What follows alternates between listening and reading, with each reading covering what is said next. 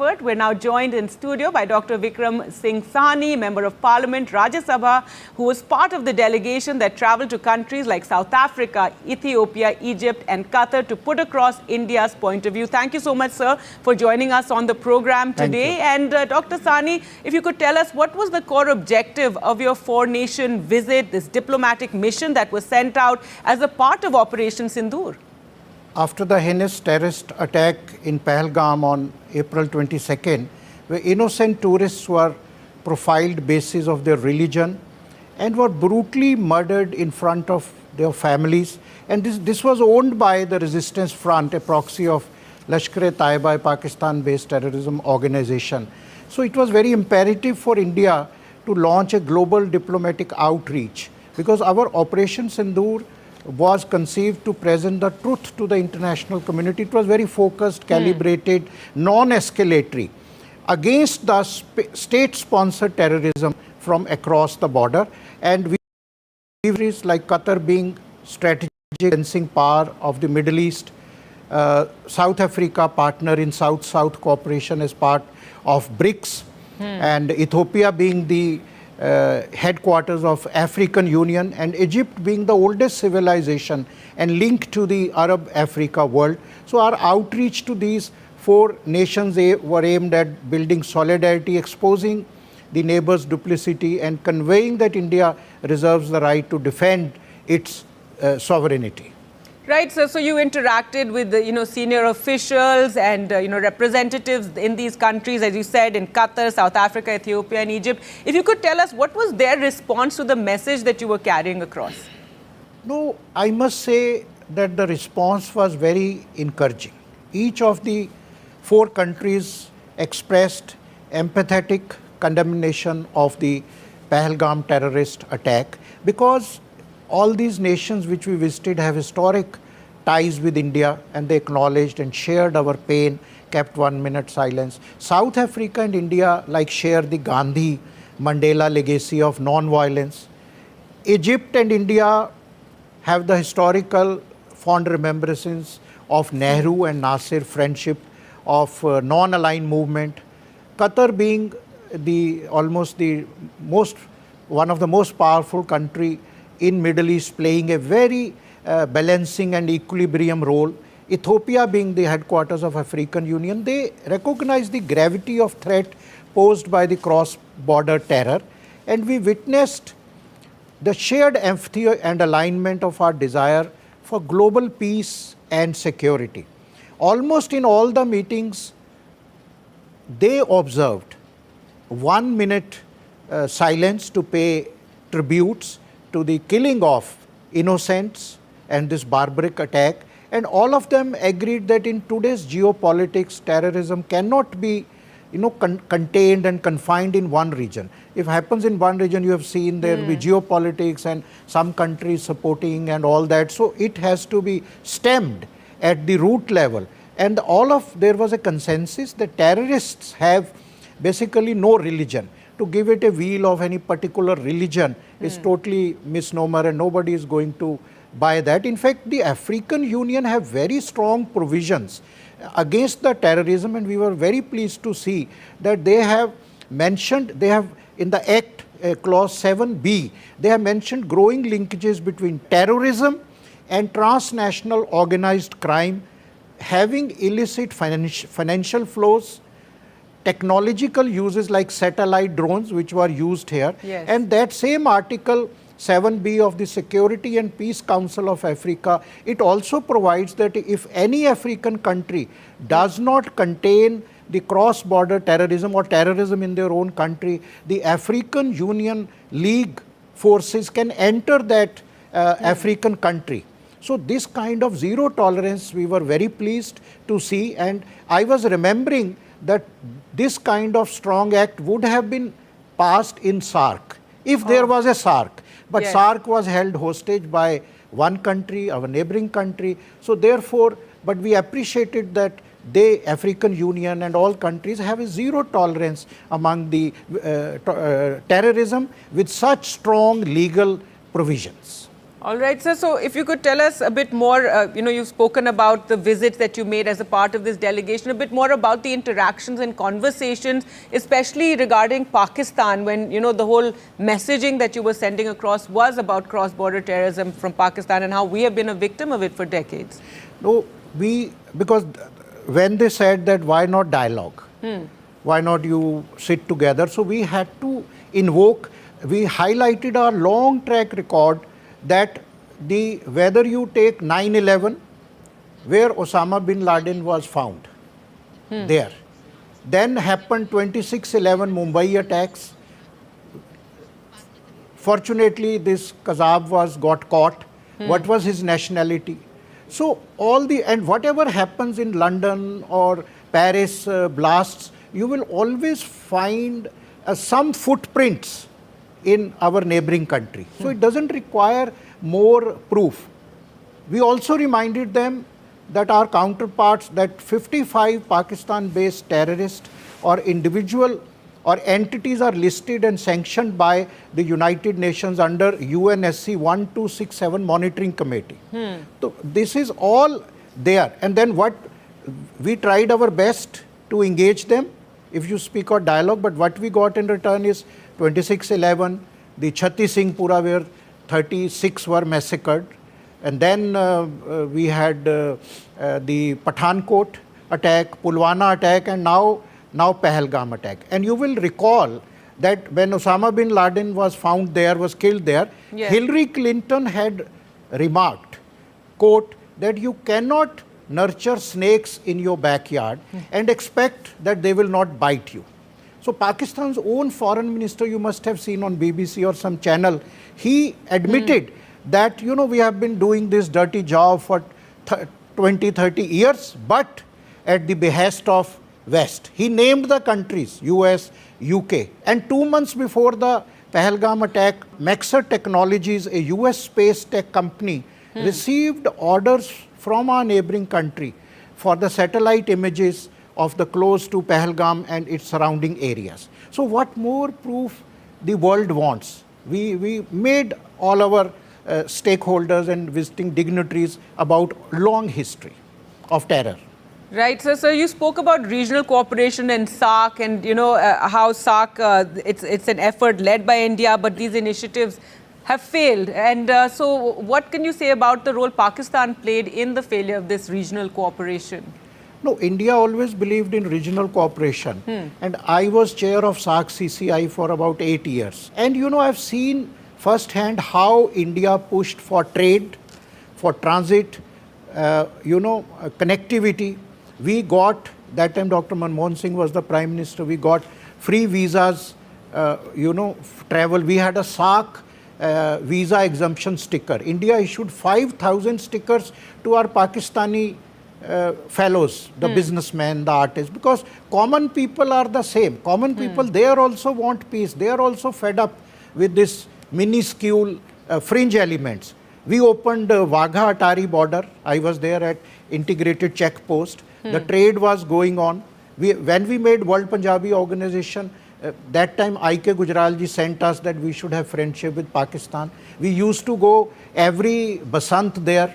Kuldeep Nayyar ji, Bishan Bedi, and a whole lot of people. And so this is the problem, that we have really tried to develop a friendship, a social economic bondage, especially among the both Punjabs. But if our every effort of friendship has to be reciprocated by perpetrators and cross-border terrorism, it cannot be one-way traffic. So how long this can continue? Like Atal Bihari Vajpayee ji, 1999 in February he took a friendship bus. Yes, of course. And there was a big function at Sher-e-Punjab Maharaja Ranjit Singh Fort. I happened to be there. There was Lahore Declaration. And the promises were made of the bonhomie and this and that. The fervor, Punjabi fervor was at its peak. But what happened? We came back. Within 3 months, you had a Kargil attack. And India had shown a great magnanimity. After 1971 war, we gave back to them 13,000 square kilometer land. When they had the formation of Bangladesh, we gave back 93,000 soldiers under Shimla agreement. So India has always shown a big heart, but the trade and terror cannot go together. All right. So now returning to Operation Sindoor. Operation Sindoor has been described as a calibrated, non-escalatory military response. So how did you convey this to the global audience that India's action was within the framework of the UN Charter and targeted only the terror infrastructure? No, India acted in self-defense because this attack happened on 23rd, 24th May. We waited that maybe they will, because what happened, one more thing, that the resistance front owned the responsibility. Then the Pakistan, our neighboring country, tried to remove their reference in the United Nations. So if they were disowning TRF, why did our neighboring country try to block them, to try to make it sure that the reference is not put in UNSC? That means there is some linkage. And India has a right to act in self-defense, and Operation Sindoor was not a revenge, it was a responsibility, and we struck 9 identified terror training sites, which I am told are Bahawalpur, Muridke, Muzaffarabad. All these are part of those 55 listed sites. And importantly, India did not target a single civilian location. Whereas you have seen in case of them, there were thousands of drones and so much panic, mostly in the border areas, Jammu Kashmir, Punjab, Haryana, Rajasthan, where our civilians were in panic, border, not able to sleep, and blackouts. So I don't know what was, India's measure was very, very targeted, non-escalatory, and for the terrorist camp. Like Punjab, we have 550 kilometers of international border. It was almost an atmosphere of panic and anxiety in all the border districts, and you saw there were some casualties of things. So this was the basic. We were able to explain directly, and all the countries appreciated that we have come and we have explained them the correct narrative. We have to set the narrative correct. No, absolutely. And if we talk more about India's efforts following the attack that took place in Pahalgam, the Indus Water Treaty, this is considered, a symbol of cooperation, and it's continued despite all the other aggressions that you've spoken about in the past, whether it be the Kargil war as well. But this time around, India has decided to keep the Indus Water Treaty in abeyance. We're saying we're no longer going to, be part of it, no longer going to be following it. And so, your comments on that, these steps that India has now taken after this particular attack. The Indus Treaty's preamble emphasizes the spirit of goodwill and friendship. So, where is the spirit of goodwill and friendship? So they have violated the preamble of this treaty, number one. And also it is continuing persistent, terrorism, cross-border terrorism. And also we should appreciate that the water dams which were designed under this treaty, they were done in 1950s. And India's economic development, becoming a 5 trillion economy, put together with the climate change which is happening. India have been requesting Pakistan for 7-8 years to have discussions on Indus Water Treaty, but we did not get any response. You will be surprised to know that there are only 2 canals in J&K, Ranbir Canal and I think Pratap Canal. 2 canals since independence India. Things have changed, climate change, our requirements, our the growing of economy, the agri-economy. So we have been, they have not even come to the table.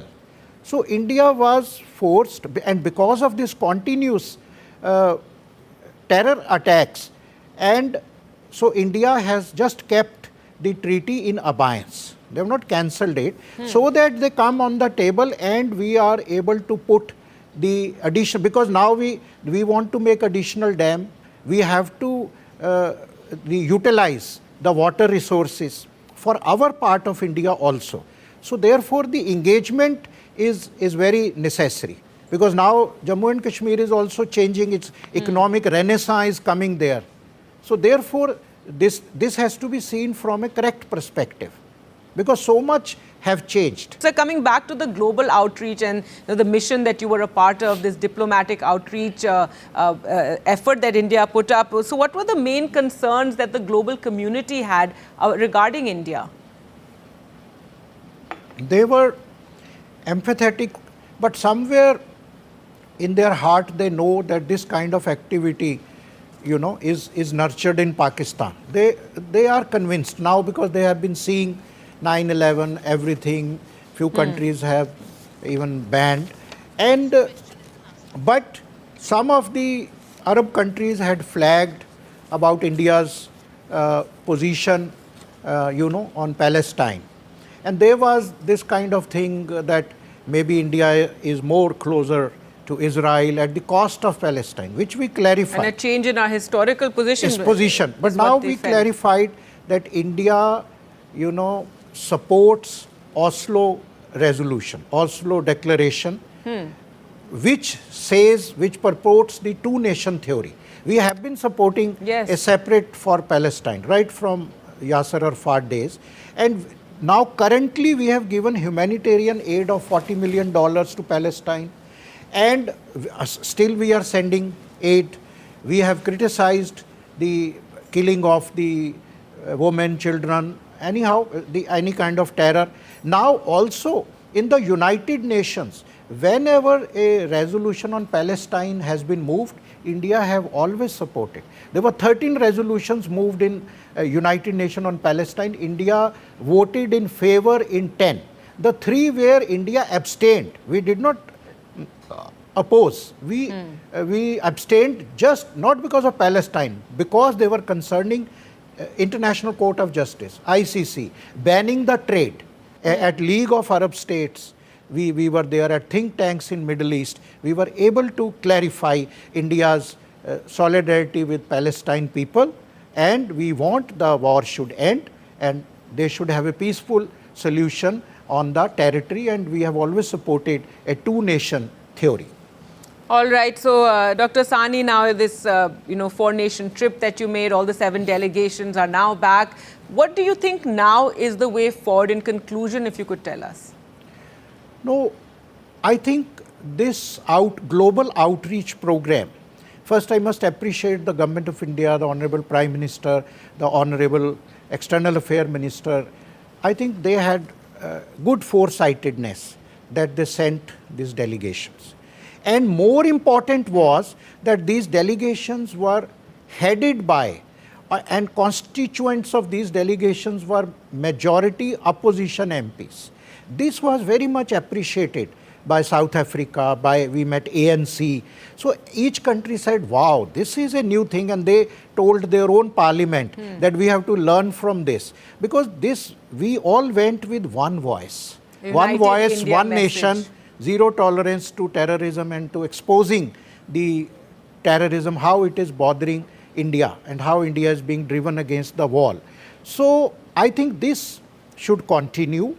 We should proactively engage in such diplomatic dialogue with the global world, and it should not stop, so that the truth we are able to show to them. Because this is a world of, again, narratives and whatever is shown on these social media and all that. So there are very false narratives were going on.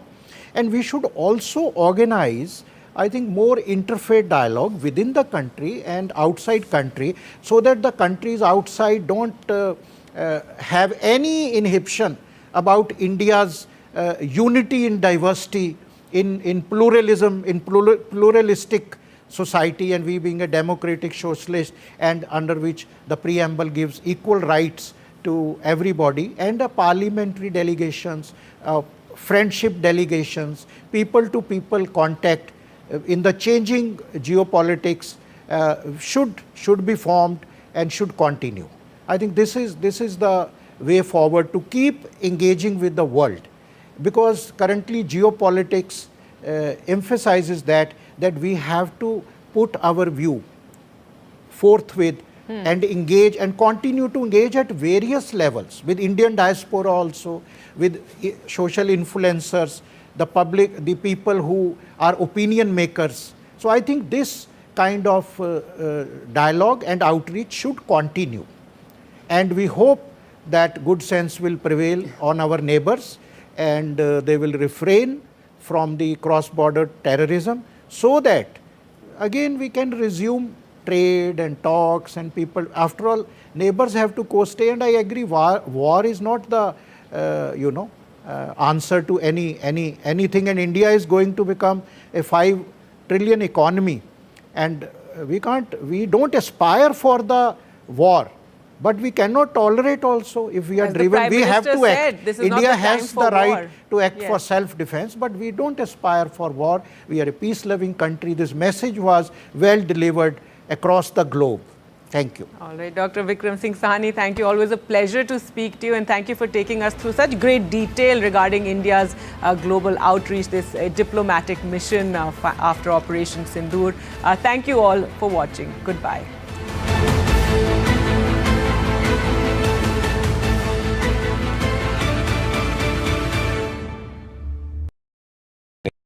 Gold plus optimistic reflective glass लगाओ, धूप की गर्मी को दूर भगाओ और बिजली का बिल भी बचाओ।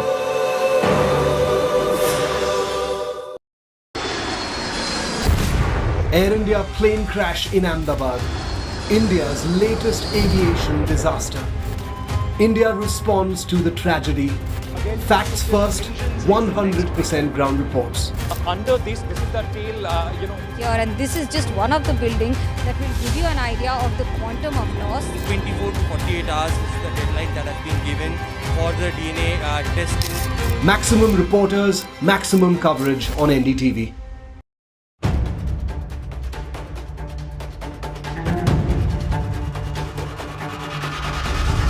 If it matters to you, if it matters to you, if it matters to you,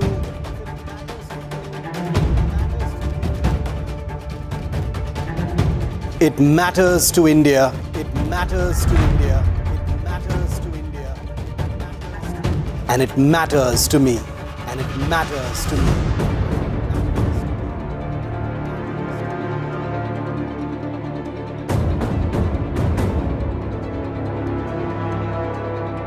India Matters with Shivaru, only on NDTV 24/7.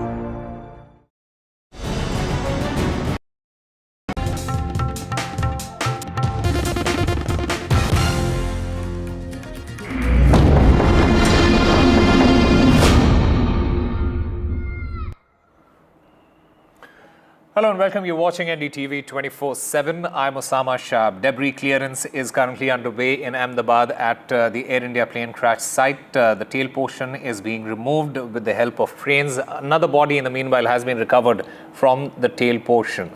The death toll now stands at 275, including the medical college students and doctors who lost their lives at the time of the crash.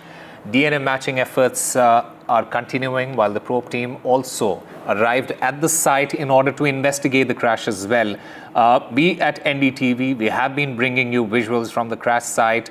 The plane's debris, it was strewn all over the medical college's hostel complex. In fact, that tail that you could see on your screens, it was lodged on the ceiling of the mess, and one of the tires was stuck in the wall. Students who were present in hostel complex at the time of this crash and rescuers who reached the spot soon after, they've also said that the plane hit tail first on the mess of the hostel. A part of the ceiling and walls collapsed. The plane's belly, its flap and the wings broke off. Some parts of the plane hit the 4th floor of a residential quarters within the hostel complex, while a massive fire then later broke out. My colleague Ankit Tyagi, who has been on the ground, he has been getting us all the reports from the ground. He sends us this very crucial report. Take a look.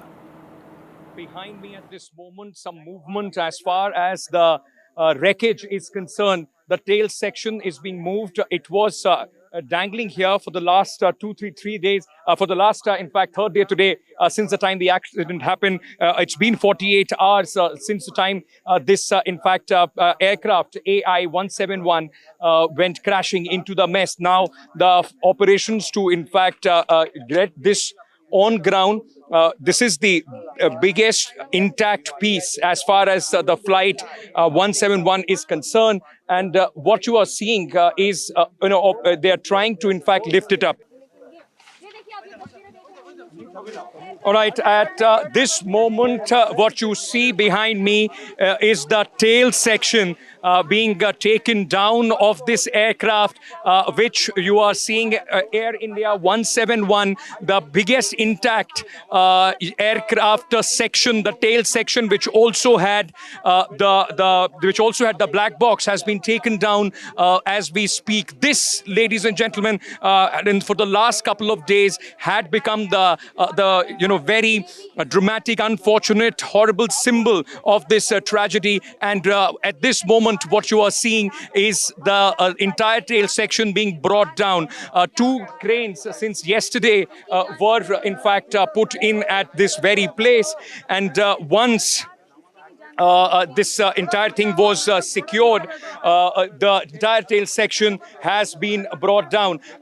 This was, as I've been saying, the biggest intact section of Air India 171. And for the last couple of days, this was the focus of investigation. This was the focus for the authorities to recover the black box on the rooftop of this first floor, where it initially perched, where it initially, in fact, went into the building, the JK Medical College mess and hostel.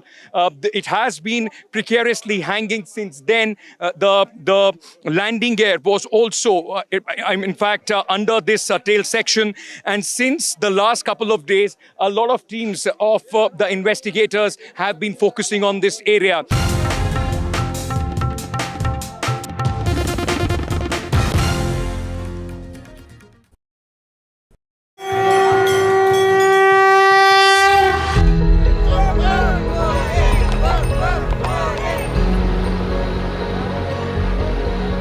Of Pahalgam, all eyes on the Amarnath Yatra. Amidst fear, faith and fortitude.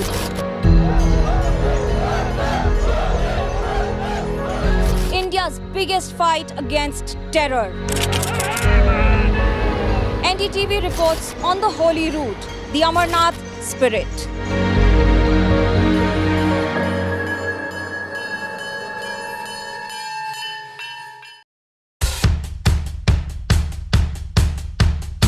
The markets move fast. And so should your portfolio.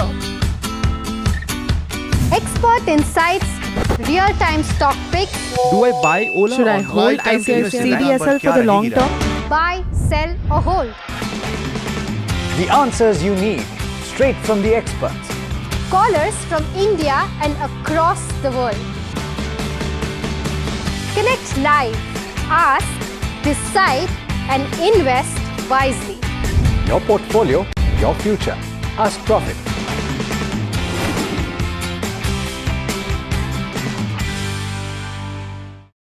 Is your business future ready? Join the 13-week strategic ESG certification program for business sustainability and growth for CXO and business leaders by NDTV, Terry and Zenora. Master global ESG frameworks, gain real-world tools, and lead with impact. Starts July 13th. Enroll now and power your business with sustainability.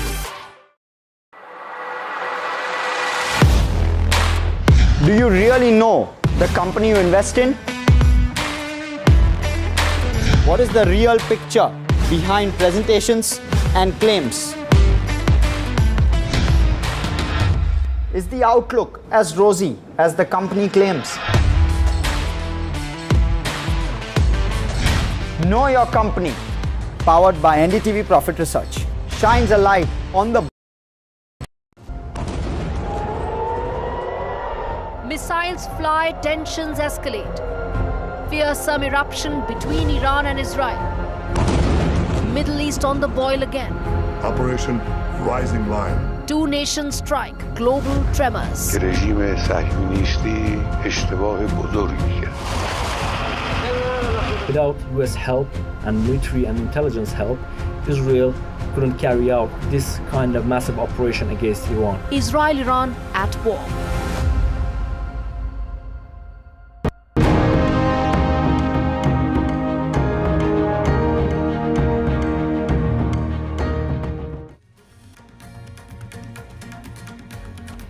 everyone. You're wondering why Pallav Bagla is right here in the studio with me, because he's breaking a big piece of story which will shake up the entire space establishment around the globe. The timely detection for crack in an oxidizer line in the first stage of the Falcon 9 rocket, which will take 4 astronauts, including India's Shubhanshu Shukla, to the International Space Station, averted a major disaster. The fault was observed following a demand for due diligence from the ISRO chairman, Dr. V. Narayanan. And despite admitting to a fuel leak, the SpaceX team decided to launch the ailing rocket, the leaking rocket, on June 11th. Why did they do that is the question that I'm going to ask Pallav Bagla in just 10 seconds. However, after learning of this leak, ISRO chief, sources tell Pallav Bagla, that Dr. Narayanan strongly disagreed with the decision and demanded that full correction with validation by proper tests, including low temperature leak tests, be carried out. It was upon his insistence that this entire leak was rectified. Pallav Bagla, award-winning science editor of NDTV, is joining us. Pallav, why was SpaceX insisting to fly with a leaking rocket? Well, it's very hard to second guess what was in the minds of the SpaceX specialists. But the first disclosure that there was a leak in the oxygen line, or the liquid oxygen leak, came from SpaceX itself. And they was hoping to put on some kind of a band-aid solution on the rocket and purge the leak and fly it. That is when the ISRO chairman, who is himself a specialist on liquid engines, a specialist on liquid oxygen engines, cryogenic engines, he put his foot down saying, this is not permissible, this is not acceptable. Even many Indian rocket specialists I spoke to in India said if there was a liquid oxygen leak on the rocket, they would never fly it after putting on some kind of repairs on the launch pad. So the ISRO chairman, who is himself stationed at the Kennedy Space Center, put out a note saying that no, unless these fixes happen and unless he is satisfied with the fixes, the rocket will not fly. Remember, it's very hard for one person, that to the chairman of ISRO, to take on the might of SpaceX and Elon Musk. But he prevailed. And ultimately, I'm told, all of the parties are thanking him for having saved the rocket and the lives of the 4 astronauts. Absolutely. It would have been a disaster. Absolutely, because it would have endangered the lives of these astronauts. Pallav Bagla, when you say a note was written by the ISRO chief, who did he write this note to and when was it actually written? Well, this came out on June 12th when SpaceX declared that there was a leak on the rocket and that they were trying to fix in 24 hours. After that, the chairman of ISRO wrote a note to Axiom Space and to SpaceX and to the establishment there that this is not acceptable.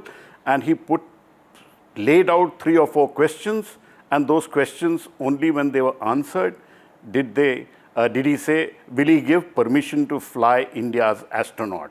It reached a point, I am told, where the ISRO chairman told the establishment in America that they will pull out India's astronaut, which is Group Captain Shubhanshu Shukla, from the Axiom 4 mission unless the repairs are done to the satisfaction of ISRO.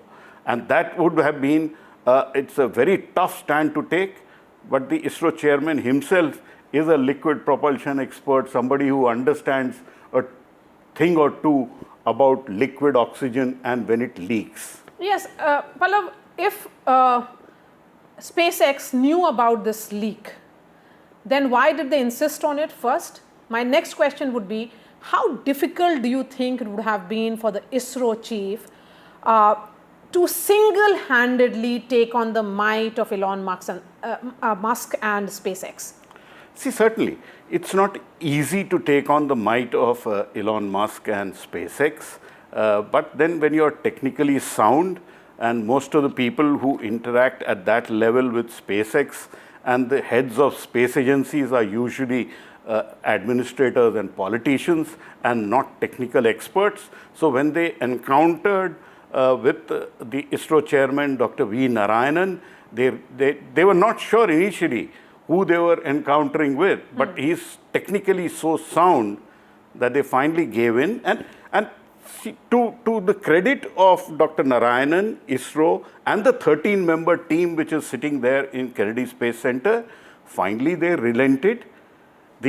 Initially what was to be a leak was found to be a crack, and then they changed the line, and now the rocket has been repaired to the satisfaction of Dr. Narayanan and the ISRO team, and the launch is likely to happen on June 19th. But taking on the SpaceX team was not easy, and repeatedly I was getting the feedback that it's very tough and the pressure is very high. But then when you are technically sound, you can take on the world, and that's what the ISRO chairman did. My last question, the mission has been postponed 5 times before getting a new launch date, which we finally have. And this new launch date has been announced by Dr. Narayanan himself. The question is that given the back and forth when it was happening, did Dr. Narayanan, because you are always in touch with him on a real-time basis, perhaps messaging him even now, did he at any point think that perhaps fixing it temporarily, and it's about 14 days in space, this leak should not be ignored, and no matter what, and that's the reason why he went ahead with it? No, it was quite clear to the ISRO team that the leak which was on the first stage of the rocket is not permissible, and that the repair which was being offered, which is if you call in Indian terms, a kind of a jugaad which was being done on the launch pad, was certainly not acceptable unless the validation tests were done. That is why the SpaceX team changed the cracked line. Then they went in for a cold test once again. And now the ISRO chairman seems to be satisfied with the results, and hopefully the mission will go off successfully. But let me emphasize, repeatedly the ISRO team and the chairman told me if they had gone ahead with the launch with the cracked weld crack which was noticed on the oxygen line, it could have resulted in a fireball and the rocket would have exploded soon after. And that would have been disastrous, not just for the Indian astronauts, but for the 3 crew and the future of the entire human space flight program, which is the Gaganyaan program, because this is the first baby step for Gaganyaan. That's right. So the stand taken by ISRO has been lauded by many people I spoke to, and Dr. Narayanan's technical expertise is being respected across the world for what he did. And this entire story, a world exclusive of NDTV of Pallav Bagla, is on NDTV.com. Remember, had this crack not been detected, then the rocket could have suffered a major failure at liftoff, since liquid oxygen is highly inflammable. So certainly this flagging of this major, the leakage saved lives and also the future of space movement. Can I add one thing, Maria? I think the Science Minister of India, Dr. Jiten Singh, also played a role, because he was being kept in the loop for all the decisions which were being taken by the ISRO chairman, and the Science Minister himself is a scientist. So he was in the loop with the decision making, and that is why I think the ISRO chairman could take such a tough stand and get things rectified. We are all hoping and praying that the mission goes off well, and Group Captain Subhanshu Shukla successfully lifts off to the International Space Station as a happy landing, and that is what all of them were praying, and that is what ISRO also wanted, which is why they did what they did, which is to put their foot down, जिसको कहते हैं अंगद की टांग गाड़ के रख देना और हिलना नहीं जब तक ये हो नहीं जाए. जी. Pallav Bagla, really appreciate your time. You can read that story on ndtv.com, shifting focus to that tragedy which is unfolding as the families wait for the DNA samplings to be matched.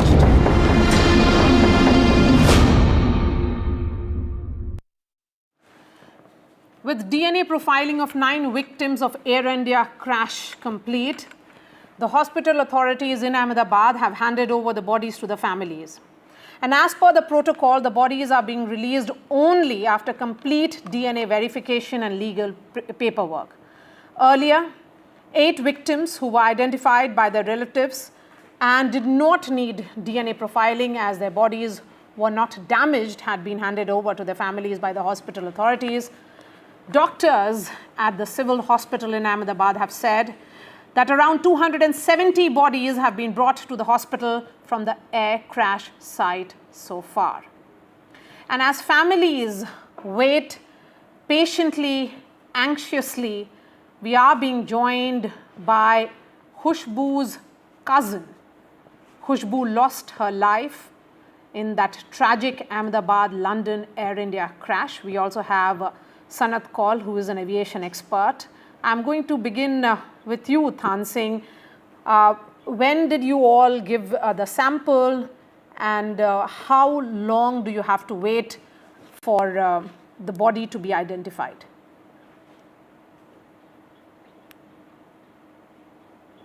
थान सिंह जी, अगर आप हमारी बात सुन सकते हैं, खुशबू, कितना आप लोगों ने क्या डीएनए अपना सैंपल दे दिया है और हॉस्पिटल वाले क्या बोल रहे हैं, कितना वक्त लगेगा जब तक ये डीएनए सैंपल मैच कर जाएगा और बॉडी हैंडओवर में कितना वक्त लग सकता है? देखिए, हमने डीएनए सैंपल जो है वो उसी दिन शाम को 6 बजे दे दिया था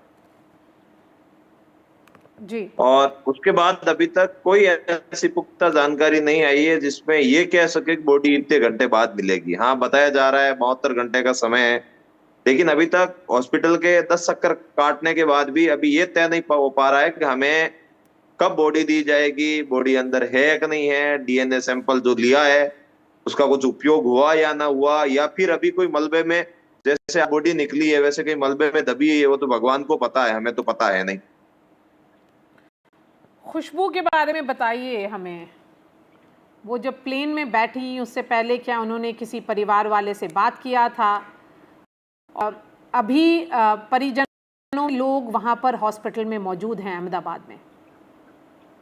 परिजन उसी दिन शाम से सभी लोग जो है रिश्तेदार है वो हॉस्पिटल आ गए थे और उसके बाद वहीं मौजूद है वो तो सभी। खुशबू राजपुरोहित लंदन में काम करती थी क्या? उनके बारे में कुछ बताइए हमारे दर्शकों को। खुशबू लंदन में काम नहीं करती थी, खुशबू के हस्बैंड जो है वो लंदन में जॉब करते हैं और खुशबू उनके पास रहने के लिए लंदन जा रही थी, लेकिन अब वो जाने वाली स्टोरी कल बताई उसको, वही बात हो गई, लेकिन अभी तक ये नहीं पता हमें अब उसके साथ क्या हुआ है, कैसे है, बॉडी कब मिलेगी, ये तो कोई जानकारी दो कोई हमें आपके चैनल के माध्यम से। जी थान सिंह जी, 72 आवर्स 72 घंटे यही बता रहे हैं हॉस्पिटल वाले कि उतना वक्त लग जाएगा, 72 घंटे कल सुबह में ख़त्म हो जाएंगे, तो उम्मीद है कि तब तक सब वो डीएनए सैंपल मैच कर जाएगा। अगर आपको लगता है, क्योंकि अगर ये कुछ बॉडीज़ अभी भी शायद उस मलबे में नीचे में हैं, तो इसीलिए शायद थोड़ा वक्त ज़्यादा लग रहा है। मैं आपके पास फिर से आती हूँ, लेकिन let me bring in Sanat Kaul. Sanat Kaul, you know, this is a tragedy, like we have to look at the human faces. I mean, it's the family members who have survived, and all of them have stories to share, the stories of grief, of pathos and hopelessness. Well, it's extremely unfortunate what has happened, and my sympathies also go for the family members. It's an extremely bad accident. We never expected 787 Dreamliner to have such a problem. तो ये जो हुआ है, ये हादसा का कोई समझ नहीं आता क्यों हुआ है। अब खैर इंक्वायरी कमेटी बैठा दी गई है, उसमें FAA, Boeing, federal aviation authority जो है US की, बोइंग, ब्रिटिश और हमारे DGC और वो सब लोग इसमें पार्टिसिपेट करेंगे। तो मेरे हिसाब से ये इंक्वायरी एक अच्छी हो रही है, क्योंकि इसमें सब लोग इन्वॉल्व हैं और कोई इसमें गुंजाइश नहीं रही है कि कोई किसी को एक्यूज करे कि इसको कवर अप किया है या कुछ किया है। दूसरी बात यह है कि अब लोग और एयरफोर्स नहीं, पायलट्स भी अपना वीडियो निकाल रहे हैं कि ये बात हुई, वो बात हुई। मेरे हिसाब से तो अभी थोड़ा हमें और धीरज रखना चाहिए जब तक इंक्वायरी कमेटी अपना जवाब नहीं देगी।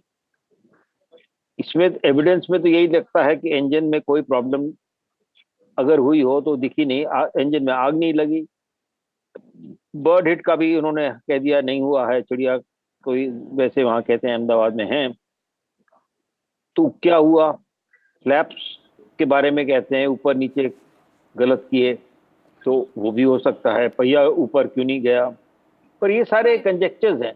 Right, Mr. Paul, इसके बारे में कब तक that's a subject of investigation, and there are a lot of scenarios that are being discussed as to what could have gone wrong. But for somebody like Than Singh, who and his entire family, who are mourning the death of Khushbu Rajpurohit, who was on that flight traveling to London to start a family with her husband, start happy life. For them, it's that painful weight, absolutely unbearable weight to identify that body for carrying out the last rites. And that's what is most heartbreaking. There are several such stories that are coming in from that hospital, the civil hospital in Ahmedabad, where the families wait for the DNA samples to be matched. थान सिंह जी, अभी जो आपने बताया कि आप लोग इंतज़ार कर रहे हैं, वो क्लैरिटी अभी कुछ देर में मिल जाएगी। खुशबू के बारे में आपने बताया कि वो जा रही थी अपने पति के पास जो लंदन में रहते हैं, जो काम करते हैं। उनके परिवार में और कौन कौन है अभी अहमदाबाद में? उनके पिताजी अहमदाबाद हैं, उनके साथ साथ जी, ताऊ जी, सभी लोग वहां रुके हुए वेट कर रहे हैं। हमारे बहुत सारे परिजन जो अहमदाबाद में रहते हैं, हमारे राजपूत समाज से 36 कौम के जो लोग हैं हमारे, वो पूरे के पूरे उनके पास इतने समय से बैठे। पर हमारे लिए अब जो समय, हमें ये मालूम था कि आज शाम तक हमें बॉडी दे दी जाएगी, लेकिन आज शाम भी बीत गई, लेकिन कल सुबह का भी कोई कंफर्मेशन हमारे पास नहीं है कि हमें बॉडी मिलेगी। और उसके बाद ये भी कंफर्म नहीं है कि इसकी जांच होगी, क्योंकि हमारे यहाँ पहले भी मेहरानगढ़ में हादसा हुआ, बस एक्सीडेंट हुआ, बहुत सारे ऐसे बड़े बड़े हादसे हुए, आज तक किसी की जांच निकल के नहीं आई। तो हम क्या उम्मीद करें हमारे इस हादसे की भी जांच निकल के आ जाएगी। हम तो आपसे यही निवेदन कर रहा हूं आपके चैनल के माध्यम से, हमारे यहाँ थार में अपनाए थे, हम 37 कौम के लोग एक जगह बैठ के कोई भी बात का डिस्कस निकालते हैं, कोई भी बात को करते हैं। हम सभी लोग, पूरे बालोतरा जिले के लोग उस बिटिया का वेट कर रहे हैं, उसका पार्थिव देह कब हमें दिया जाएगा, हर एक के मन में यही सवाल है। तो आपके चैनल के माध्यम से सरकार और वहां के जांच के नुमाइंदे हैं, उन सभी से निवेदन है कि जल्द से जल्द हमारी बिटिया की बॉडी हमें दे दी जाए। थान सिंह, हमारे साथ जुड़ने के लिए शुक्रिया। अभी मैं यही प्रार्थना कर सकती हूँ कि आपके परिवार को इस बहुत ही डिफ़िकल्ट मोमेंट में हिम्मत मिले। Thank you, Dr. Sanat Kaul, as well, the aviation expert. 3 members of a family in Vasad village of Anand were heading to attend convocation ceremony of their daughter, and the daughter who did not return. 23 kilometers from Anand city of Ahmedabad is Vasad village, where a family today mourns death of their 3 members. Parth Patel, son of Himangini, in fact, shares how difficult it has become for the family to accept it. All the responsibility of family is now on him, as it was less than a year ago his father died of a heart attack. It's a tragedy which is huge in nature. He said that 3 of them were traveling to attend the convocation ceremony of their sister on 23rd June. They had scheduled ticket for 16th, but in order to spend more time with their sister, they had cancelled it and preponed their journey, which turned out to be fatal. हम इस वक्त आनंद में है और एक ही परिवार के 3 जन की यहाँ पर जान जा चुकी है। कहीं ना कहीं बहुत दुख का माहौल है। उनके बेटे ने पार्थ, उनसे बात करने की कोशिश करते। पार्थ जी, दुख का पहाड़ पूरे परिवार पे टूटा है। कहीं ना कहीं जो चाचा थे, पहले आपने अपने पिताजी को भी खो दिया और अब चाचा को भी खो दिया। अब पूरी जिम्मेदारी आप पर आ गई है। हाँ, लास्ट ईयर मेरे फादर एक्सपायर हो गए थे, उनको अटैक आया था और इस फ्लाइट में 3 लोग थे, मेरी मदर थी, मेरे अंकल थे और मेरी आंटी थी। अगर बता पाए कि किसके लिए जा रहे थे, आपकी बहन वहाँ पढ़ती है, उनका? हाँ, वहाँ पे उसका कॉन्वोकेशन था 23rd को, इसलिए वो जा रहे थे कॉन्वोकेशन अटेंड करने के लिए। और आपने सैंपल दिया है, किस तरीके से सिविल हॉस्पिटल से कुछ इन्फॉर्मेशन आई है, कब तक क्या पता चल पाएगा, बॉडीज़ कब तक आइडेंटिफाई होगी?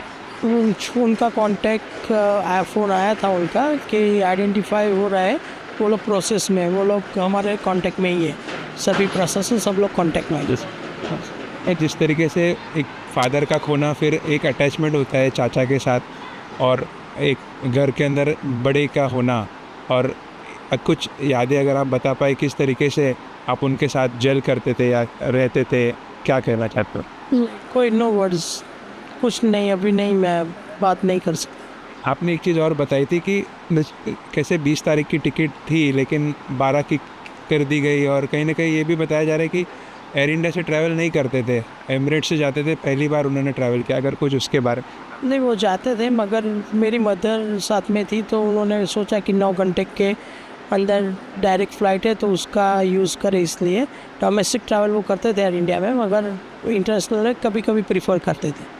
तो ऐसा क्या कारण रहा कि 20 तारीख की टिकट थी और 12 की करनी पड़ी, या चेंज हुआ? ज़्यादा टाइम स्पेंड करना था डॉटर के साथ। अच्छा, धन्यवाद हमसे बात करने के लिए, आपके में हम भी शामिल है, और जल्द से जल्द आशा करते हैं कि बॉडी आइडेंटिफाई और यहाँ पर आगे का काम किया जाए। Remember, maximum number of deaths are from the NRI city of Gujarat, which is Anand. There is another story, and all these stories of deaths are interlinked. As he dropped off his only daughter at Ahmedabad airport, Suraj Mistry seized the opportunity to take one final family selfie. That was the one.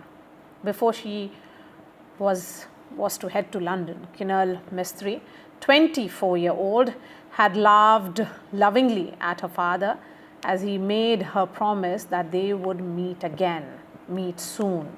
He had just got her married and moved to London, but last year, where she worked as a choreographer and had also set up a new food business, a kitchen of her own. In fact, the father, clicked a video also of Kinal as she moved inside the airport. We spoke to the family. Let's listen in. In fact, what we have been told till now is 270 plus bodies have come to the civil hospital after that horrific crash. Apart from those who were on board the flight and those who were living in the hostel or working in and around the hostel. Now, the family member from Anand, they have come all the way to civil hospital over here. आप लोग आपके family से कौन था, क्या story? मेरी भतीजी थी आनंद से, और वो लंदन जाने वाली थी। 1 मंथ पहले आई थी वो इधर, और 30 का उसका रात बैठाने का था, उसके लिए वो आई थी। उसकी 7 तारीख को जाने की टिकट थी, लेकिन लेटर नहीं आया, उसकी वजह से हमने 12 तारीख की टिकट करवाई। और हम लोग जैसे ही उसको छोड़ के गए, प्लेन में बिठाया, हम लोग आनंद पहुंच रहे थे, तुरंत फ़ोन आया हम पे, प्लेन क्रैश हो गया है। और हमने यू टर्न लगा के हम लोग वापस अहमदाबाद आ गए। अभी उधर से 2 दिन से हम लोग इधर उधर घूमते हैं। DNA टेस्ट दे दिया है, अब वो बोल रहे हैं तुम्हारा नंबर आएगा तब तुमको बुलाएंगे। क्यों वो लंदन से आई थी, वहाँ पढ़ती हैं वो? नहीं, वो जॉब करने गई थी, वर्क परमिट पे गई थी। जॉब करती है? हाँ, कुक का। तो यहाँ पर उनका जो आप बोल रहे हैं दांत का ऑपरेशन था? हाँ, दांत का 1 साल पहले उसका एक्सीडेंट हुआ था, तो सारे दांत गिर गए थे, तो उसका ऑपरेशन करवाने वो आई थी। जब बॉन बनने का था, बॉन नहीं बना था, इसलिए डॉक्टर ने बोला 10 महीने बाद आएगी तब उसका टीथ सब बिठाएंगे। तो सब ऑपरेशन सब कंप्लीट हो गया, तो 7 तारीख को वापस जाने वाली थी। फैमिली में कौन कौन है अभी, और किसने DNA टेस्ट दिया है, और डॉक्टर्स ने क्या रिस्पॉन्स दिया?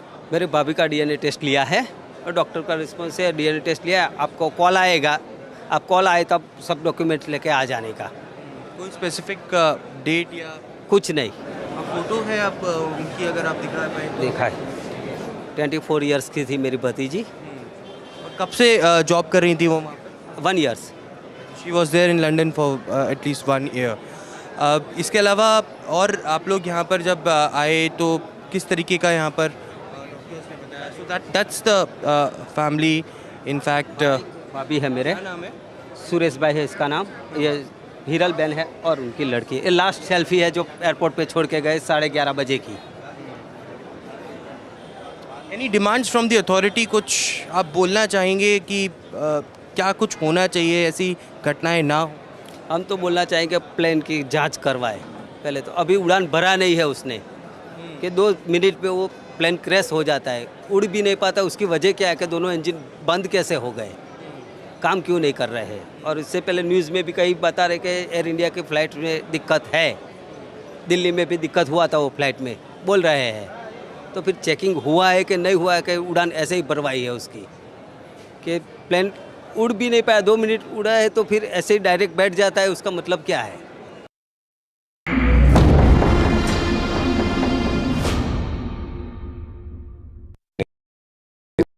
That's huge. That is a biggie. It's out there. Gold plus clear glass, पार हो या नियर, सब कुछ दिखे clear. If it matters to you, if it matters to you, if it matters to you, it matters to India, it matters to India, and it matters to me, and it matters to me. India Matters with Shivaru, only on NDTV 24/7.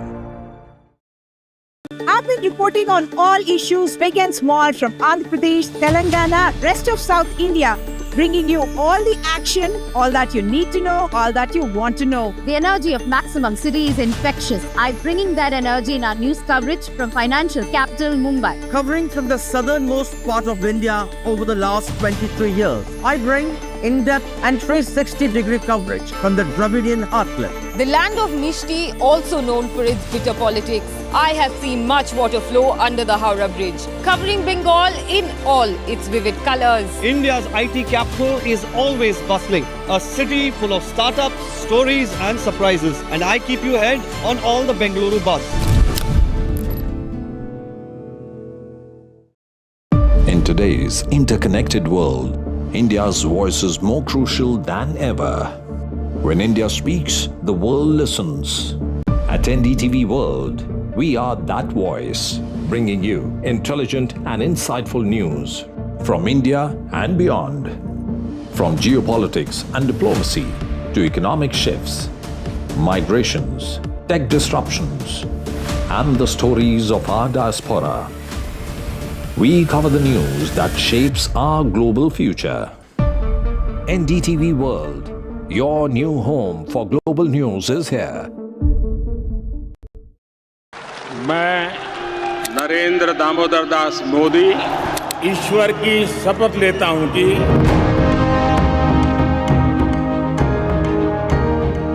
NDA सरकार में हम अगले 10 साल में विकसित भारत के सपने को साकार करके रहेंगे। अटल से तो विकसित भारत की तस्वीर है। प्रेरणा और प्रगति जब एक साथ जुड़ते हैं तो एक नए युग की नींव पड़ती है।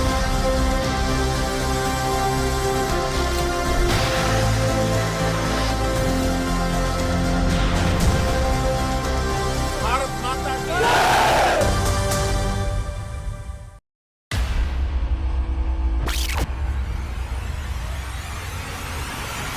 The last 1 month, if you see, the share prices of Genzol Engineering has fallen more than 58%. Why are the rating firms calling the debt payments as default? We have 2 credible credit rating agencies on March 4th coming and downgrading the stock to D. Statements are consistently being proven wrong, and transactions are being taken place which are different from what they were originally pictured to be. The company claimed it would roll out 6,400 electric vehicles. But what it has rolled out is a shocking scam. Funds meant for the project were funneled allegedly back to the promoters, the Jaggi brothers. What did the money buy? Not EVs, of course, but a lavish flat in Gurgaon's luxurious DLF Carmelias.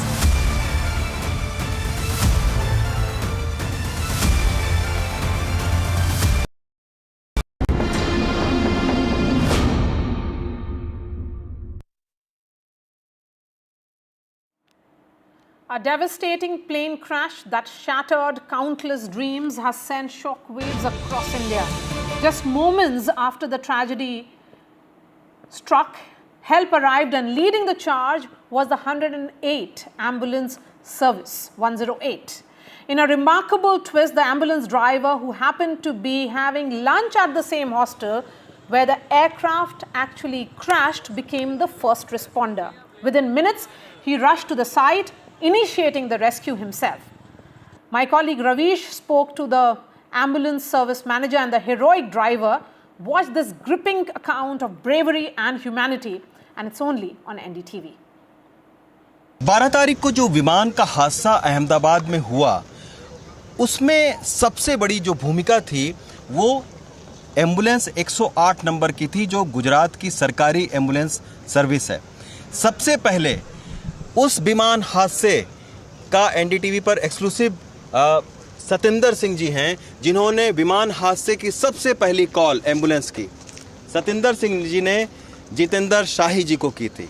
और क्या उसमें कहा, जितेंद्र शाही जी हमें सुनवाएंगे। जो call recording होती है, ये सतेंद्र सिंह जी उसी जो मेडिकल का कैंपस है उसके ठीक सामने बैठे हुए थे, और जैसे ही ये विमान गिरा सबसे पहले इन्होंने देखा और सुनाया क्या, शाही जी को क्या फ़ोन किया, ये देखिए, ये सुनिए। सिविल के पास बहुत सारी आग लगी है। सिविल के पास? हाँ, शायद प्लेन क्रैश हुआ, कुछ हुआ पता नहीं। हाँ, ओके। वहाँ से टीम को टीएल को बोल के सर फायर ब्रिगेड भेजे ना जल्दी। हाँ, भिजवाता। ये 1:41 पर सबसे पहली कॉल 108 नंबर को जाती है।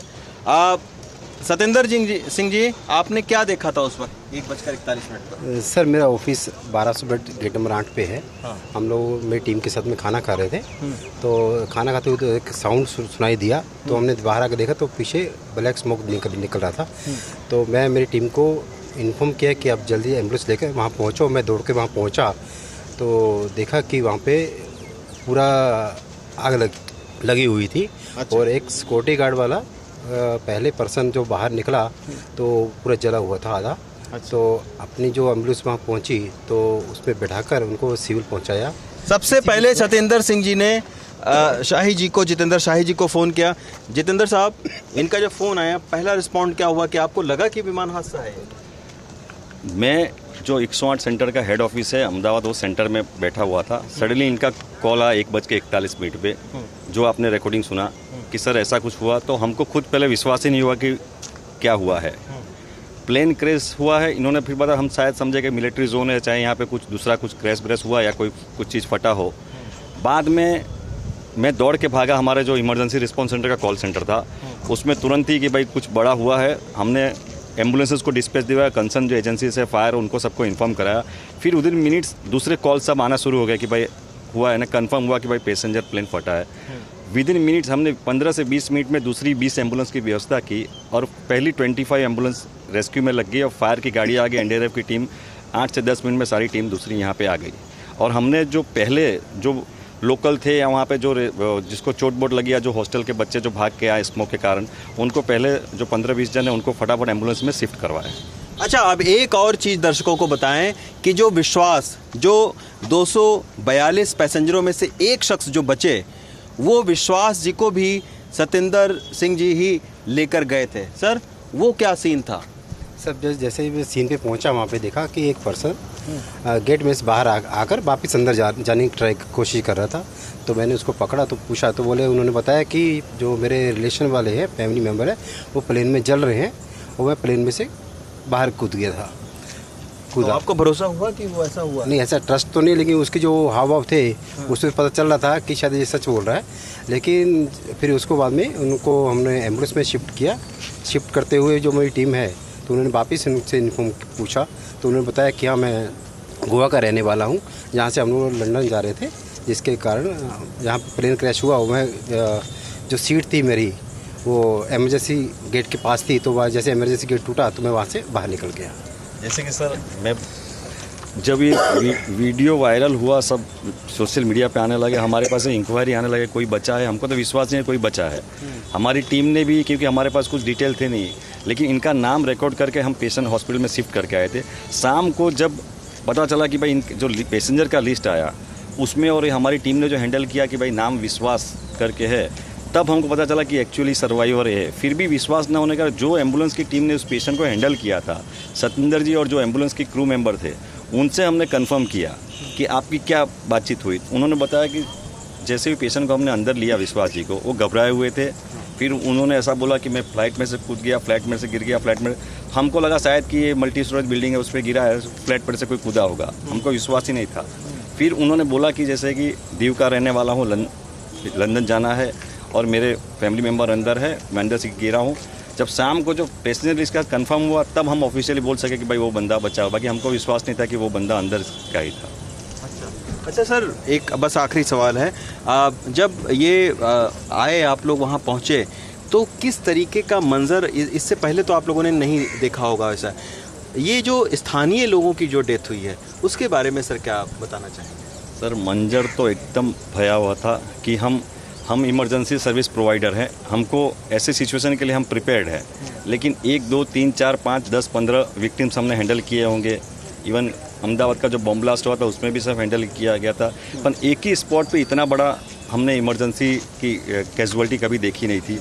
लेकिन सर रिसेंटली जो वॉर एक्सरसाइज मोकड्रिल हुआ था उसमें हम लोग ने पार्टिसिपेट किया था ऐसा service medical responder, first responder के साथ। उसका जो अनुभव है वो हम पे काम आया, क्योंकि उसमें वो मोकड्रिल में ऐसा बताया गया था कि एक मिसाइल गिरे सिविलियन के पे, पब्लिक पे या मिलिट्री जोन पे, तो कैसे रेस्क्यू करना है। नंबर्स बहुत ज़्यादा रहेंगे, 200 150 300, उसको कैसे हम रेस्क्यू करेंगे, जो बचा है उसको बचाना है, जो बॉडीज है उसको कैसे हमको ट्रांसफर, उसका इस रेस्क्यू में हमें बहुत काम आया उस अनुभव को। So what really unfolded in those very, very critical first 5 minutes after the plane crash, you heard from those who actually showed that swift action which was needed at that moment. Ravish, who spoke with the 108 ambulance service driver, is joining us live. Ravish, इनकी हिम्मत और साथ साथ बहुत ही जल्दी में से उन्होंने जो डिसीजन लिया, उसके वजह से कम ये हुआ कि जो विश्वास मलबे से निकले तो वो उनको हॉस्पिटल जल्दी से वो पहुंचा पाए। जी बिल्कुल मारिया, और ना सिर्फ विश्वास बल्कि जिस कैंटीन के ऊपर में ये पूरा प्लेन गिरा था और जो आसपास की 7 इमारतों में जो उस वक्त स्टूडेंट थे, तकरीबन 30 से ज़्यादा घायल स्टूडेंट्स को 108 सर्विसेज के एम्बुलेंस ने तुरंत हॉस्पिटल पहुंचाया। इसमें मैं सैल्यूट करना चाहूँगा 3 वर्ग के लोगों का। एक तो 108 सर्विसेज का जिनसे भी हमारी बातचीत हो रही थी, दूसरा आर्मी का, क्योंकि जहां पर ये विमान क्रैश हुआ उसके ठीक पीछे आर्मी का कंपाउंड था और एक बीच में दीवार थी। आर्मी ने तुरंत 10 मिनट के भीतर उस दीवार को तोड़ दिया, अपनी ही दीवार को तोड़ के, और आर्मी के कमांडो स्थानीय लोगों के साथ में, जो कि वहाँ के लोग थे, उनके साथ में मिलकर दीवार को तोड़कर वो लोग तुरंत कंपाउंड में पहुँच गए और फिर राहत का काम बहुत तेज़ी के साथ में शुरू हुआ। तो मेगानी कॉलोनी के लोग, आर्मी के कमांडो और 108 सर्विसेज के लोग, ये तीनों ही जो लोग थे वो फर्स्ट रिस्पॉन्डर थे जिन्होंने बड़ी तादाद में जो घायल हैं उनको पहुंचाया, क्योंकि 300 से ज़्यादा लोग इसमें हताहत हुए थे। इतना बड़ा भयानक हादसा था कि लोगों के रोंगटे खड़े हो गए। और आप सोचिए कि सतेंद्र संधू को भी सल्यूट है कि आम तौर पर जब इतना बड़ा धमाका होता है तो लोग उस धमाके से बाहर निकलने की कोशिश करते हैं, भागने की कोशिश करते हैं, लेकिन जो हमारे पास एक्सक्लूसिव वीडियो है उसमें सतेंद्र संधू जाते हुए दिख रहे हैं, बचाते हुए दिख रहे हैं विश्वास को। तो ये एक बहुत बड़ी बात है। और कहीं ना कहीं जो इतने लोग घायल जो बचे हैं, सकुशल हैं, जिनका इलाज अभी चल रहा है, जो खतरे से बाहर हैं, वो इन्हीं तीनों लोगों के कोशिश का नतीजा आप कह सकते हैं कि ये है कि बहुत सारे लोगों को बचाने में कामयाबी मिली। बिल्कुल सही बोला आपने रवीश, के इनकी बहादुरी को सलाम, क्योंकि उन्होंने हिम्मत दिखाई और उसके अलावा बहुत ही चुस्त तरीके से वो जगह वहाँ पे पहुँचे और उन्होंने लोगों को बचाने की जो जिम्मेदारी थी वो उन्होंने निभाया। Thank you so much Ravish for joining us and getting us that big exclusive of the first responders. I am going to shift focus now to what is playing out at that hospital in Ahmedabad. This is about DNA profiling. With DNA profiling of 9 victims of this crash complete, the hospital authorities in Ahmedabad have actually handed over the bodies to the families. And as per the protocol, bodies are being released only after complete DNA verification and legal paperwork. Earlier, 8 victims who were identified by their relatives did not need any DNA profiling as their bodies were not damaged and had been handed over to the families. Doctors have now said that there are around 270 bodies which have been brought to the hospital from the air crash site so far. Let's listen in now to Dr. Rakesh Joshi on what really is happening at that hospital. छोटी भवन जो बीजे medical college में है वहाँ पर DNA के लिए sampling किया गया, उसके साथ साथ पोस्टमार्टम में भी डीएनए का सैंपल लिया गया और एफएसएल के माध्यम से उसका मैचिंग हो रहा है। जैसे जैसे मैचिंग प्रक्रिया होती जाएगी ऐसे ऐसे डीएनए का सैंपलिंग का रिपोर्ट हमारे पास आता जाएगा। आज की बात करूंगा तो आज से ही वो रिपोर्ट आना चालू हुआ है और अब तक हमारे पास 9 डीएनए सैंपल के रिजल्ट आए हैं।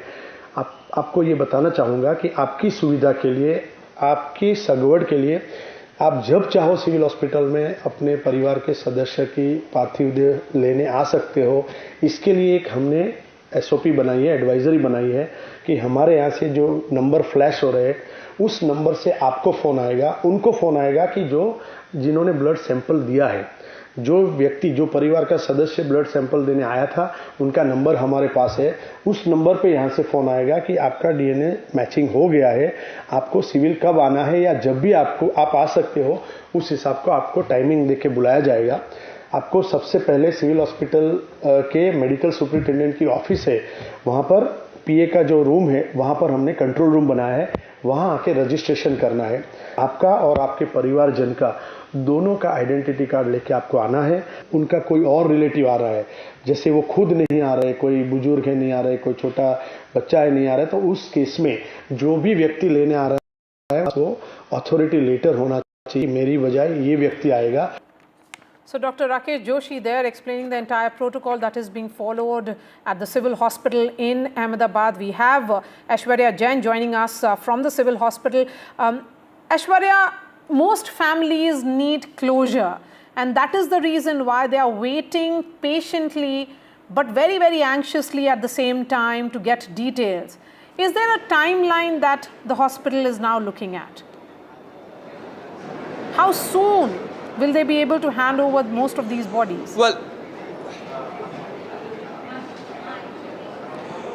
I must tell you that Gandhinagar has the best DNA testing facility, and that's where Home Minister Amit Shah stated that the DNA samples that are being taken over here, they are not going to send it to different states. All the facilities are available here. But it's a complex process. 275 plus bodies have come from the crash site with multiple parts broken of one individual body, and they have all gathered and sent to the postmortem office. The government and the Gujarat administration has been requesting the relatives to come and give their samples, although the family relative members who are living in India, they have already come, and almost 230 DNA samples have been taken so far. 9, we have been told till now, the DNA profiling has been done, they have been matched, and one body of a passenger from Anand district had already been delivered. But it's a very, very complex process technically as well because the parameters have been set, and according to those parameters they are testing and matching the DNA profiles. Today there was an official release from the Gujarat Health Department that suggested that the timeline that they have set is of course of 24 to 48 hours, and beyond that they will be starting handing over the bodies after the testing would be done. But it is also on the other side, these these relatives who are coming from abroad, they have not reached till now, and they will also give sampling. Currently, where I'm standing is Kasauti Bhavan, the designated area of the BJ Medical College, where all the relatives have been asked to come. And the official release now states about how the dead bodies would be dispatched. Via road, the Gujarat government had provided free ambulance services to those who can take the dead bodies, or if any family relative wanted to take the body abroad, then Air India will fully support them. First, the closest relative or the person from the family member who had given the DNA sample should have to come with proper documentation and the mobile number that had been registered. They have to go to a medical superintendent here at the civil hospital, and then finally they can take the body. Regarding the civil hospital authorities, they will give a postmortem report, a death certificate, and later all the legal formalities will be done, and only after that the bodies will be given. But certainly many family members are anticipating, they're desperately waiting to hear from the authorities. The mobile numbers had been flashed. Specifically, they have been told that only those mobile number phone calls they should receive, and no other messages or the phone calls they should trust. So all of those have been kept in mind. But from tomorrow onwards, the bodies would be given. At that hospital, as they wait for the DNA samples to be matched, we have Dr. Sanjeev Bagai, Chairman and MD of Nephron Clinic, joining us. We also have Vayan Sharma, CEO of Chimes Aviation, joining us. Dr. Bagai, this is going to be an extremely tough task because most of these bodies are charred beyond recognition. Good evening. My condolences and prayers to the families who've lost their near and dear ones. This is extremely tragic. The process of identifying individuals who've been burned, charred beyond recognition, there's just a degraded mass of protein and flesh, is indeed difficult. So to get a DNA sample, you can use any part of the body tissue. It can be hair, skin, blood, even clothes sometimes, or saliva, eye samples, hair samples, even fingernails. But if the body is charred beyond recognition, then it becomes a real challenge. So when the sample is taken, it's a complex process of taking the sample, storing it at a particular temperature, transporting it to the DNA lab. The sample then is extracted, it is purified, there is an amplification done. That means your protein subparts, what we call as alleles of the amino acids, are amplified. And then it is matched with the relatives of the person who's deceased. The match, if it is true and the conduction is accurate, it's almost a 99.9% accuracy in terms of a match, apart from identical twins. But otherwise, this process is extremely foolproof. The challenge really comes is if the bodies are intermixed, if the sample extraction is difficult, or you don't get across to compare it with the relatives of the person who's deceased. But this is something which is going to take a couple of days. There are various newer procedures which are now being used, such as what we call as STR. It can be done within 6 to 8 hours, the sampling. But we need a cross-as comparison with the relative samples. So the process, of course, is going to take time, probably another 24 to 48 hours, I guess. Yes, that's what the superintendent also said, that medical superintendent at the civil hospital there. Vayan Sharma, when you look at this weight of the relatives, it's heartbreaking, certainly. I mean, it's totally, we can't put that in words because they are waiting to identify and they need closure.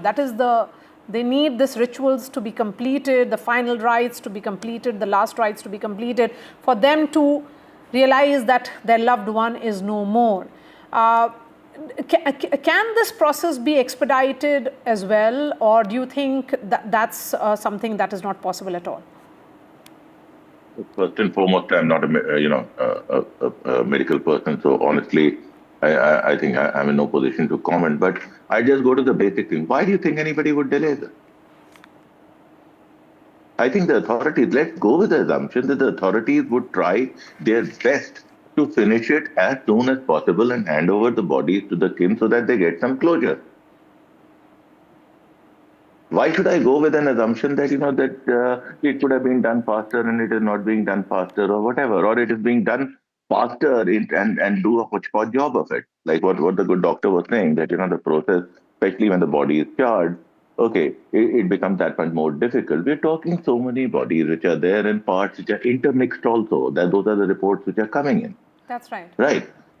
So they also need to see, you need to make sure that you are doing it properly also. You can't just, say, okay, fine, I have these many, okay, let me just hand over one to everybody, nobody is the wiser. That's not how these things work. Yes, absolutely. And this, stay with us, because in the aftermath of this tragic Air India crash in Ahmedabad, Pallav Bagla has spoken to Dr. Rakesh Mishra, who is the former director of Center for Cellular and Molecular Biology at Hyderabad, about how DNA fingerprinting can help identify victims. From charred remains to familial matching, science offers clarity and closure, ladies and gentlemen, and India is equipped to respond with precision and compassion. Can you explain to us in simple terms what is DNA fingerprinting and how can it be deployed and used in a situation like an aircraft? Thank you, Pallavji, for approaching me. DNA fingerprinting is a now very well established technique for identifying individuals. The way we do this is from any source of genetic material, whether it's part of the tissue or semen or blood, saliva, hair follicle, any part of the body from where we can extract nucleic acids. We can get very small amount is also okay. So from there we extract the DNA, and the DNA is then processed to look for specific regions of the genome. They are generally repeats which vary a lot in the population, and that's how every individual is unique. And we can then identify whether the samples that we are having are of the same individual or different individual, and to whom these people may be related. Let's say somebody claims that this is my son or daughter, then we can compare with the parents and tell that yes, this is the related person or not. So Dr. Sanjeev Bagai, everybody can be identified using this entire process of DNA sampling. Give us more details of how this entire process is carried out and how scientific it is in terms of clarity and also the method that is followed. Yeah, so the method is almost a 99.9% foolproof. It's highly accurate. It's extremely pinpoint. Like I said, apart from identical twins, it's almost 99.9% accurate. So when you get the tissue samples, it is purified. The DNA, as far as the protein, the genome is amplified. So your body has chromosomes. Your chromosomes have DNA. The DNA runs in a particular sequence of events, in a particular match sequence of amino acids. Once you amplify them, you tend to get spikes. That means you tend to get peaks as far as your tracing is concerned. Those peaks are then compared with your relative's DNA sample, and it is called as peaks of alleles. Alleles are small parts of your protein composition, of your amino acid composition in your DNA. And then it is matched. It's computerized. It's done in a particular lab so that the sterility is maintained. It's very, very precise. It's extremely accurate.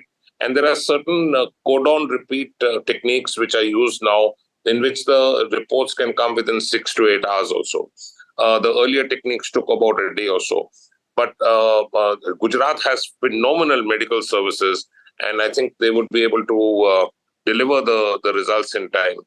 The real challenge comes is when the bodies themselves may be charred as intermangled or mixed. So the sample contamination may not be at the lab end, but it can be at the source of collection. So it is a challenge. 240 odd human lives lost here, plus a lot of DNA would be required of the young medical students in the hostel mess who unfortunately lost their lives. There are some still missing. So I think it's a challenge in terms of a volume which they have to deal with. And then running parallelly is to get the relative samples. So there's a lot of coordination, there is a lot of testing. So we just have to be patient probably for a day or so more. Yes, and Mr. Sharma, of course, we are waiting for the black box to reveal the truth as to what really happened in those few seconds when the plane takes off from the Ahmedabad airport.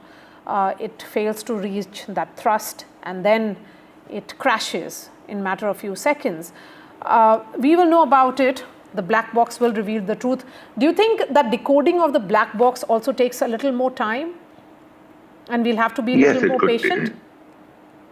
Look, the investigating agency which will decode the black box, they need to rule out each and every possibility before giving you a conclusive answer on what caused the crash.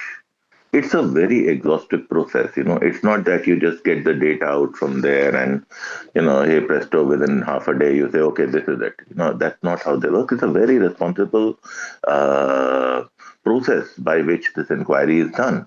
So they need to eliminate each and every possibility based on the facts that they get out of the black box, that, okay, this scenario ruled out because of this scenario ruled out for this is likely caused because of this evidence which is there in it. So the process, and for a lot of stuff in this particular crash, I don't know how much of equipment is still left up. A lot of it has got destroyed by fire.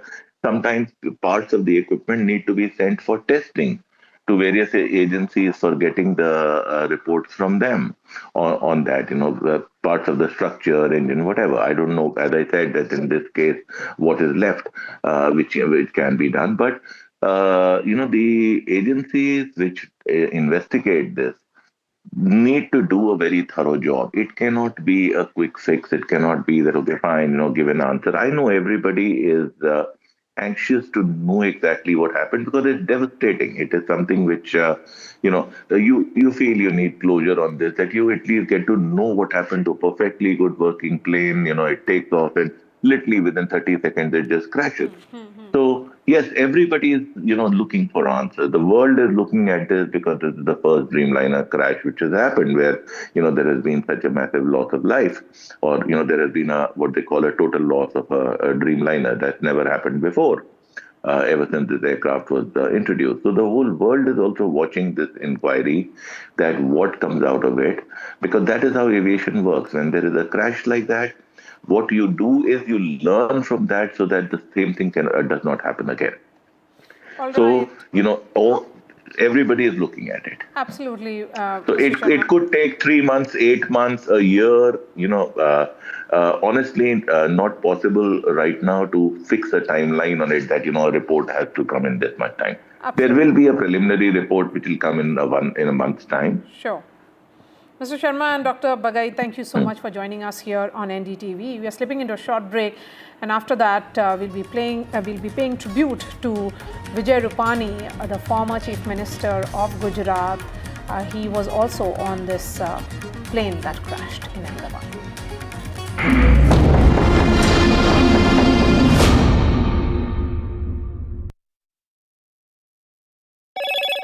Hello, Moto. Motorola, India's leading AI smartphone brand.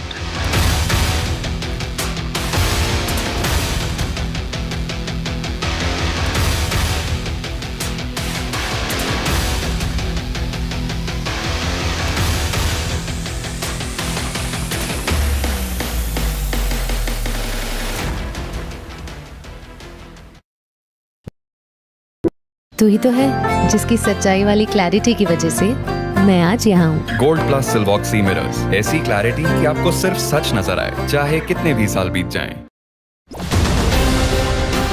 After 2 years of the India-Canada tensions, it's the big relationship reboot. Indian Prime Minister heads to the G7 summit. Indispensable India on the global stage. Modi's multilateral momentum. NDTV live from the G7 summit in Canada.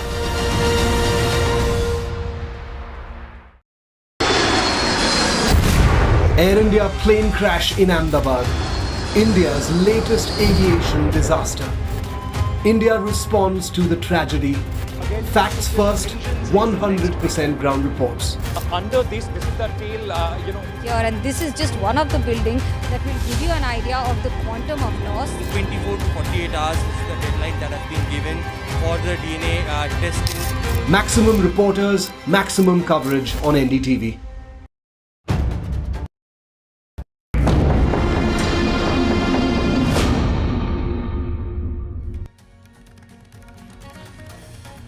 In that list, 241 passengers who lost their lives seated on 2D of AI 171 was Gujarat's former Chief Minister Vijay Rupani. Vijay Rupani was flying to London on June 12th to meet his wife and daughter. 12th June 1206, according to the friends and family and also the BJP colleagues, was almost like a personal emblem for Mr. Rupani. He almost believed it that this number 1206 actually stood for good fortune for him. But look at life's cruel twist. He died on 12th June, 1206 again. The crash brought to an end an almost 3-decade political career whose high point came in 2016 when Vijay Rupani was made the Chief Minister of Gujarat. And let me share you a story of 2016 when he was actually announced. Nitin Patel, who was then the Deputy Chief Minister of Gujarat, had started accepting congratulatory messages. I had interviewed Mr. Patel then. And then came the surprise announcement that Vijay Rupani from the neutral Jain Bania community will be then Chief Minister Anandiben Patel's successor. Anandiben was being moved to another state as the governor. He was in Rajkot then to celebrate his birthday when his name was actually announced as the Chief Minister. Vijay Rupani steered the BJP to victory in the assembly elections which happened in a year later, that was in December 2017. And at that time, there was a massive Patidar agitation which led to almost like a resurgence of the Congress. In the 182-seat assembly, the BJP won 99 seats. It was the lowest BJP tally in the state since it came to power, but enough for a majority. And Vijay Rupani was picked up again as the Chief Minister. BJP replaced him as Chief Minister before the 2022 assembly polls with Bhupendra Patel taking over. Rupani even then accepted the party's decision without any complaint. He was later made the BJP's Punjab in charge, and that was his last organizational assignment. But away from all this political numbers that I shared with you or his roles, Vijay Rupani will be remembered for his soft-spoken demeanor, his ability to connect with people from all walks of life, and someone who was affable. And over the next few minutes, we'll be paying tribute to a leader who embodied the true spirit of public service. Joining me on the show is Manogya Loiwal, who has actually tracked Gujarat politics very closely. We also have Ajay Umat, Group Editor of Ahmedabad Mirror and Nav Gujarat Samay. We'll be joined by Jay Narayan Vyas, former Health Minister of Gujarat, who's also a close friend of late Vijay Rupani. I'm going to begin with you. Manogya, as journalists who cover the BJP, all of us would have stories of having seen Vijay Rupani in one role or the other.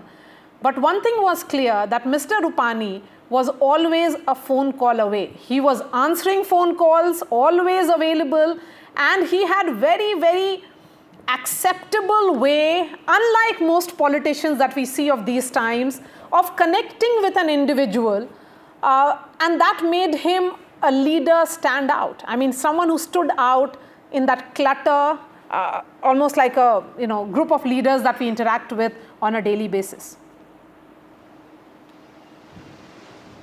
Well, absolutely, Maria, and you would understand, we all have our personal anecdotes, but when you talk about Vijay Rupani, I was covering the Gujarat elections in 2022, and he was just the outgoing chief minister because Bhupendra Patel had taken over, and it was an absolutely new experiment for the state of Gujarat before they went for elections. And of course, one of the toughest tally, 99 to the historical 156 that they reached in the 2022 elections in the winters.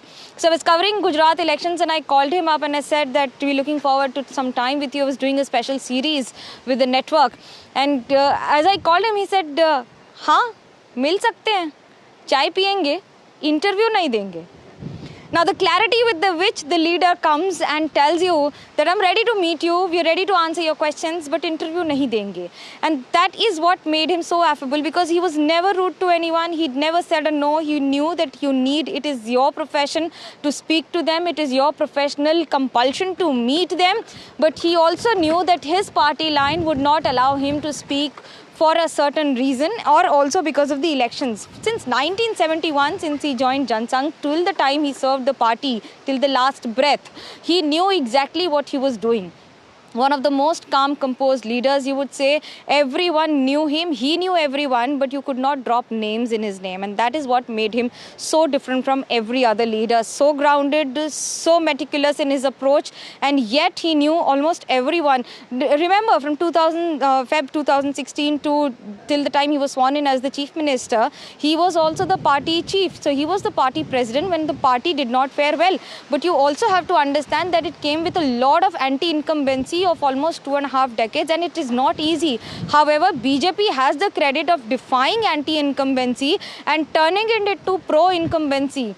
Rather pro-incumbency in multiple states over the years. However, when you meet these leaders, you understand that they might be the chief minister, but if you see chief ministers of the history of multiple political parties, or the regional satraps who are the regional parties who have command in their hand and everything with the drop of a hat, that is what has made these leaders, the BJP leaders who've been disciplined in their own way, however, have had the power, the taste of power, yet not sip it enough to ensure that it is just there around it. The connection that he had with people, the anecdotes that people have for him are outstanding. And the fact that he was able to give a bit of time to his family and more to the party speaks the volumes of the work that he has done and served to the state of Gujarat and many other people who have been connected to him around the country. Absolutely. Someone who stayed away from the limelight but always offered a cup of chai, if not more news or breaking news or even interviews for journalists. That was an indication of the nature of politics he did, and also the kind of politician that Vijay Rupani was. Let me bring in someone who has worked very closely with Vijay Rupani. Manogya, continue to be with us. Jainarayan Vyas, former Health Minister of Gujarat, also a close friend of late Vijay Rupani. Mr. Vyas, what are your memories of Mr. Vijay Rupani, and when was the last time you spoke to him? I met him about few weeks back. One will have to understand that Mr. Rupani was not a paratrooper. He came through ranks and files of the party. He was a student worker, student leader, gave full time to Akhil Bharatiya Vidyarthi Parishad. Then as mayor of Rajkot, he conducted the affairs of the municipal corporation well. From there, he graduated to the party organization and eventually became the member of the Rajya Sabha. After that tenure, he got elected to the state assembly. In between, he was also the president of the state unit of the Bharatiya Janata Party. And then he became a minister. Minister of Transport and other departments, and then when there was a time for change of guards, he was picked up to head the state government. So he had worked in various capacities. I think that is what made him